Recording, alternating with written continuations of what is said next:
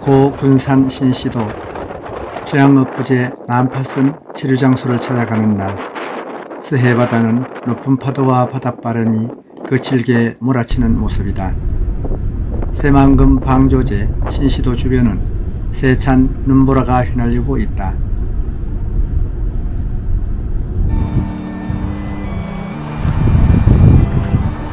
목적지 신시 전망대, 군산시 육도면 신시도리 산 4-12. 짙은 구름 덮인 하늘에서 쏟아지는 눈보라가 거세다. 억울한 백성들의 소원을 자비로 이끌어소서.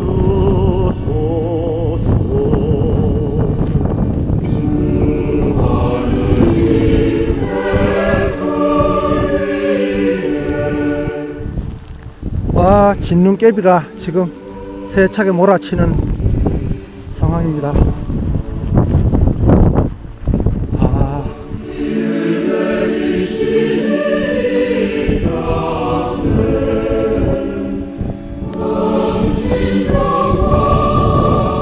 희망술래자 신시도지 반갑습니다. 체류지 안내판이 써있는 1847년 177년 전 선박 난파 현장.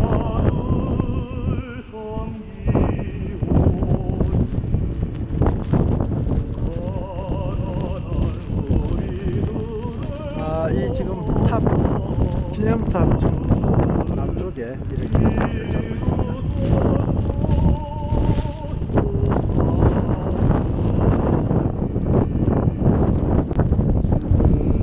이곳에 체류지 위치 표시와 안내판, 순례 확인 스탬프가 비치되어 있습니다.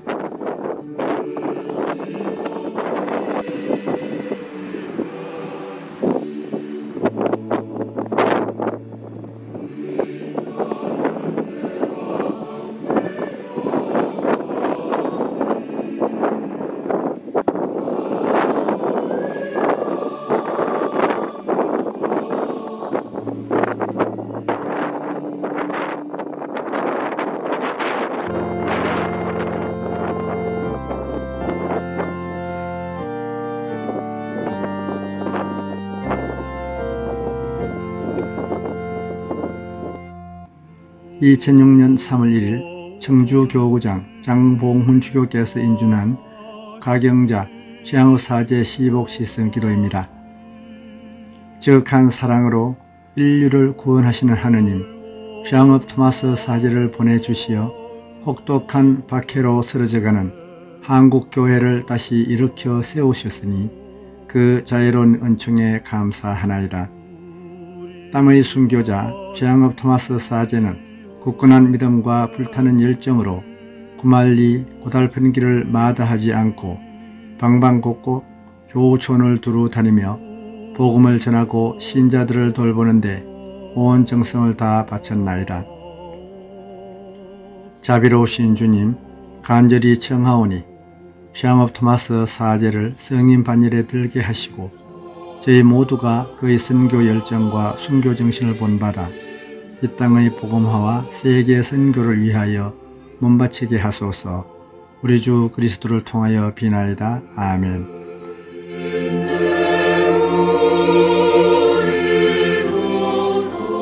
최양읍 토마스 부제 신시도 상륙 상황. 1847년 7월 28일 메스트로 신부와 함께 라피에르 함장이 이끄는 군함 글로와르호와 빅토리베즈호를 타고 홍콩을 출발 네 번째 탐색 여행을 했습니다. 1847년 8월 10일 조선 고군산도 부근에서 난파하여 섬에 상륙. 이후 최양읍 부제는 조선에 남고자 하였으나 라피에르 함장이 이를 거절했습니다. 1847년 8월 12일부터 9월 12일까지 한 달 동안 이곳 신시도에 체류하였다는 기록입니다.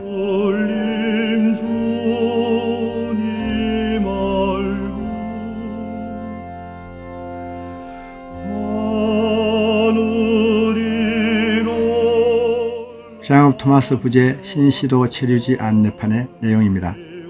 이곳은 한국 천주교 두 번째 신부이며 땀의 증거자인 최양업 토마스 부재가 1844년 중국에서 부재품을 받고 1847년 프랑스 함대에 승선하여 귀국로를 탐색하는 과정에서 고 군산북은 현재의 신시도 배수관문 안쪽에서 배가 좌초되어 처음으로 조국 땅을 밟았던 곳이다. 프랑스 정부는 1839년 기해박해 때 조선 왕실에서 3명의 선교사를 참수한 것에 대한 항의 서한을 보낸 바 있다. 그리고 그에 대한 답신을 받기 위해 자국의 함대를 파견하였다.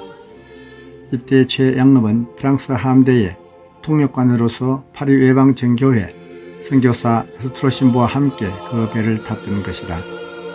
최양업은 1847년 8월 12일부터 9월 12일 한 달 동안 이곳 신시도에 체류하며 프랑스 해군과 조선 관리들 사이의 통역으로 활동했으며 현지인과 비밀리에 접촉하여 부안 대공소 시인자를 만나기도 했으나 관원들의 감시로 더는 만나지 못하고 중국 상해로 돌아가야만 했다. 천주교 전주교구 세우. 최양업 신부는 어떤 분이신가? 최양업 신부는 김대근 신부의 벗시자, 동료 사제다. 두 사제 모두 2021년에 탄생 200주년을 보냈다. 최양업 신부는 김대근 신부가 사제 서품 1년 만에 순교하자 남은 몫을 온전히 감당하며 사목활동을 했다.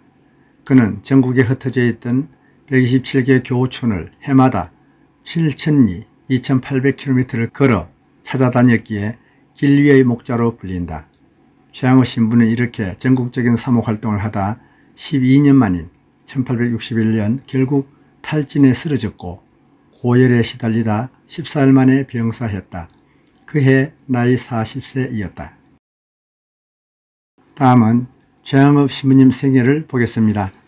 1821년 3월 1일 출생, 충청도 홍주 다락골, 충남 청량군 화성면 농암리, 부친 성 최경환 프란치스코, 모친 복자 이성래 마리아의 6형제 중 장남.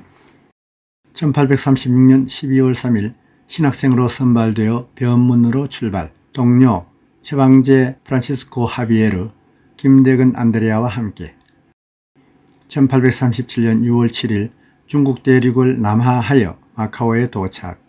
파리 외방정교회 조선신학교 입학.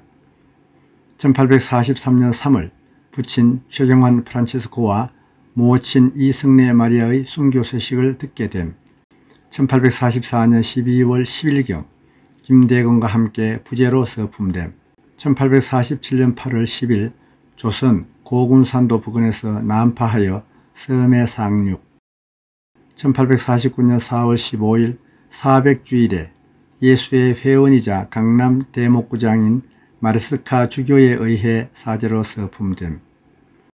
1849년 12월 3일 페레올 주교의 명으로 단신으로 입국에 성공. 이때가 6번째 탐색 여행입니다. 13년 만에 귀국하였고 서울에서 하루를 유숙한 뒤 다블리 신부에게 가서 병자성사를 주고 충청도에 가서 페레올 주교를 만납니다.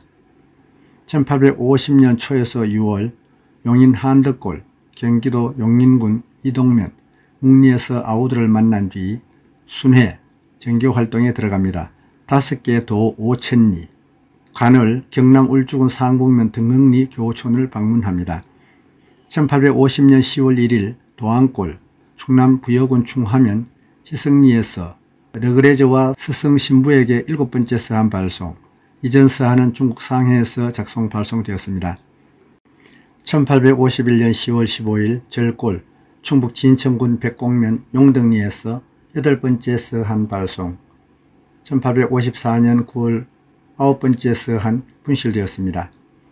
1854년 11월 4일 동골, 충북 진천군 백곡면 양명리 혹은 진천읍 운봉리에서 10번째 서한 발송, 1855년 10월 8일 배론, 충북 제천 봉양면 구항리, 신학교에서 11번째 서한 발송, 1856년 9월 13일 소리웃, 경기도 교우촌에서 12번째 서한 발송, 1857년 9월 14일 불무골, 혹은 풀문골, 충북 진천군 백곡면 가럴리에서 13번째 서한 발송, 1857년 9월 15일 불무골에서 리부아 스승 신부에게 14번째 서한 발송, 1858년 10월 3일 오두제 전북 완주군 소양면 대흥리 혹은 경북 상주군 모동면 수봉 2리에서 르그레즈와 스승 신부에게 15번째 서한 발송,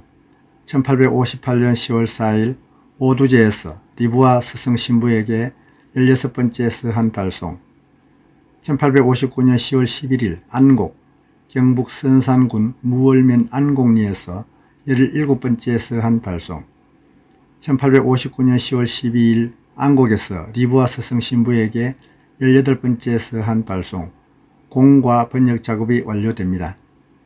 1860년 9월 3일 중림에서 르그레즈와 리부아 스승 신부께 19번째 서한 발송, 1861년 3월 21일 랑드러 홍 신부, 조완로 오 신부, 리델 이 북명 신부, 칼레 강 신부 입국, 1861년 6월 15일 베르네 주교에게 보고차 상경하던 중 문경 혹은 진천 베티에서 장티푸스와 과로로 인해 프로티에 신부로부터 종부 성사를 받고 선종, 1861년 11월 초 가매장되어 있던 시신이 베론으로 옮겨져 안장됩니다.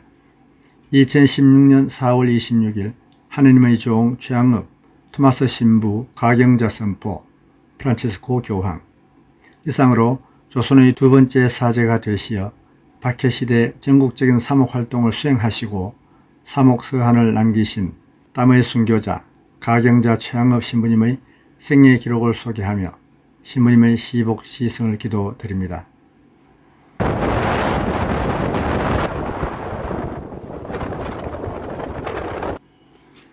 다음은 최양업 부제의 신시도 체류지와 관련된 5번째 서한 내용을 읽어보겠습니다.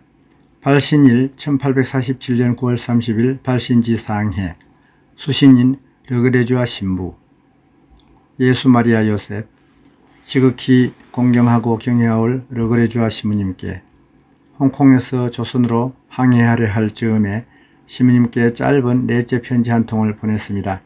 그때 저는 신부님께 알려드릴 좋은 소식이 있을 때까지는 신부님께 다시 편지 쓸 기회가 없기를 바랐습니다. 그런데 이번에도 그 희망은 좌절되어 어쩔 수 없이 본의 아니게 신부님께 고통과 걱정을 더해드리고 있습니다. 황포에서 7월에 출범한 우리는 다행히도 조선 근해에서 첫 섬을 발견할 때까지 별 탈 없이 무사히 항해하였습니다. 그러나 바다에서 육지로 들어가는 포구에서 심한 돌풍을 만나 함선이 파도에 휩쓸려 모래 위에 자초되었고 이내 파선되었습니다.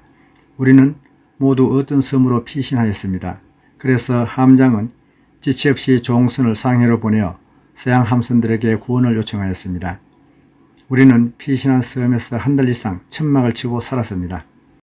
그러는 동안 왕도 서울에서 한 관장이 다녀갔습니다. 인근 고을의 관장들은 우리에게 매우 인정있고 너그럽게 대했습니다. 음식물도 풍부하게 공급하여 주었고 우리를 중국으로 돌려보내기 위한 그릇배와 식량과 기타 필요한 것들을 모두 마련해 주었습니다. 그러나 조선 대신들은 세실 함장의 그 전해에 3명의 프랑스 선교사들의 사례를 문책한 편지에 대해서는 아무런 회답도 하지 않았습니다. 제 생각엔 만일 라페르 함장이 이에 대하여 명백히 썼더라면 그들은 틀림없이 회답하였을 것입니다. 라페르 함장은 우리가 머무르고 있던 지역인 전라도 감사에게 편지를 보내면서 주로 식량과 배만 청구하였고 조선 왕국의 대신들의 회답을 요구하는 데 대해서는 적극적으로 언급하지 않았던 것입니다. 비록 세실 함장의 편지에 대한 회답은 없었지만 라페르 함장이 그들에게 청한 것은 그대로 다 들어주었습니다. 우리가 조선 해안에 이렇게 오랫동안 머물러 있었는데도 조선 신자는 한 명도 나타나지 않았습니다. 저는 혹시나 신자들에 대해 무슨 소식이라도 좀 알아낼 수 있을까 하여 날마다 탐문하여 기웃거렸습니다. 저희 동포들을 보기도 하고 그들의 말을 듣기도 하니 크게 위로가 되었습니다. 이었고 제가 그들과 담화할 기회가 생겼을 때에는 이루 말할 수 없이 기뻤습니다. 저녁이 되면 혹시 신자의 그룻배가 우리에게로 오지는 않을까 하여 사방을 두루 살피면서 기대도 하고 기도도 하느라고 애가 바짝바짝 탔습니다. 하루는 우리가 가장 가까운 고을의 관원들에게 가서 어떤 일에 대해 협상을 하였습니다. 그리고 그날 밤에 조선 사람들 몇 명과 함께 그들의 작은 배를 타고 돌아오는 길에 저는 그 조선 사람에게 종교에 대해 조심스럽게 물어보았습니다. 저는 혹시 저희 본색이 탄로 날까봐 조선말을 하지 않고 손바닥에 한자를 써가면서 대화하였습니다. 그들 중 한 사람이 저에게 가까이 와서 예수님과 마리아를 아느냐고 물었습니다. 알고 말고요. 잘 압니다. 당신도 압니까? 당신은 그들을 공경합니까? 하고 제가 그에게 대답하는 동시에 조급하게 물었습니다. 그는 그렇다고 시인하면서 우리 둘리에 있는 외교인들에게 들킬까봐 조심스러워 이내 대화를 중단했습니다. 저는 몰래 기회를 엿보아 남에게 들키지 않게 그의 손을 살며시 잡아 끌어당기고 한문을 써가면서 당신 가족이 전부 신자입니까? 신자들이 어디에 살고 있습니까? 혹은 신자 그룹배가 있습니까? 하고 물어보았습니다. 그는 그의 온 집안이 모두 다 신자이고 대공소라는 곳에 살고 있는데 그곳은 우리가 있는 고군산 섬에서 백리가량 떨어져 있다고 대답하였습니다. 그리고 모레, 즉 우리가 배가 출발하기 전날 신자의 작은 배 한 척이 이리로 올 것이라고 기뜸해 주었습니다. 저는 계속하여 여러 가지로 다른 것을 물어보았으나 그는 손을 빼고 더 이상 대답을 하려고 하지 않았습니다. 그래서 저는 더 큰 희망과 조바심을 가득 안고 신자들을 기다렸지만 끝끝내 아무도 나타나지 않았습니다. 밤에는 조선 그룹배들이 사방에 횃불을 켜고 경비하였고 낮에는 아무도 우리에게 접근하지 못하도록 금지되어 있었습니다. 관원 한 사람을 따로 붙들고 조선에 천주교 교인들이 있습니까? 임금님은 아직도 천주교를 박해합니까? 하고 은근히 물어보았습니다. 그는 임금님이 천주교인들을 혹독하게 벌하고 많은 천주교인들을 죽였으며 아직도 죽인다고 대답하였습니다. 함장이 조선 대신들에게 편지 한 통을 보내면서 그리스도 교의 호의적인 중국 도강 황제의 칙령 사본 한 통을 함께 보냈습니다. 1843년 10월에 청국과 프랑스가 황포 조약을 맺었다. 이로써 중국에서 천주교의 금지 조처가 완화되었다. 그러고는 다음 해까지 다른 함선들이 오기를 기다렸습니다. 저는 고군산 섬에 남아있기를 원하여 함장에게 여러 번 청하였으나 함장은 저희 뜻에 결코 동의하려 하지 않았습니다. 저는 서원까지 하면서 간절히 소망하여 마지 않았고 또 천신만고 끝에 가까스로 여기까지 왔는데 이제 손 안에까지 들어온 우리 포교지를 의협게 다시 버리고 부득이 상해로 되돌아오지 않을 수 없게 되었기에 저도 모르게 눈물을 줄줄 흘렸습니다. 그러나 우리는 아직도 희망을 잃지 않고 아직도 낙담하지 않으며 여전히 하느님의 자비를 바라고 하느님의 전능하시고 지극히 선하신 섭리에 온전히 의지하고 있습니다. 저도 하느님 안에서 항상 영원히 희망을 가질 것이고 하느님의 영광을 위해 일하려고 저 자신을 온전히 하느님의 손에 맡겼으니 그분을 언제나 믿을 것입니다. 주여 보소서. 우리의 비탄을 보시고 당신의 자비를 기억하소서. 우리의 죄악에서 얼굴을 돌리시고 예수 그리스도와 성모 마리아의 성심에 눈길을 돌리시어 당신을 향하여 부르짖는 성인들의 기도를 들어주소서. 공경할 사부님께 지극히 미약한 조선인 최 토마스가 엎드려 절합니다. 이상과 같은 서한 5번째 편지 내용이었습니다.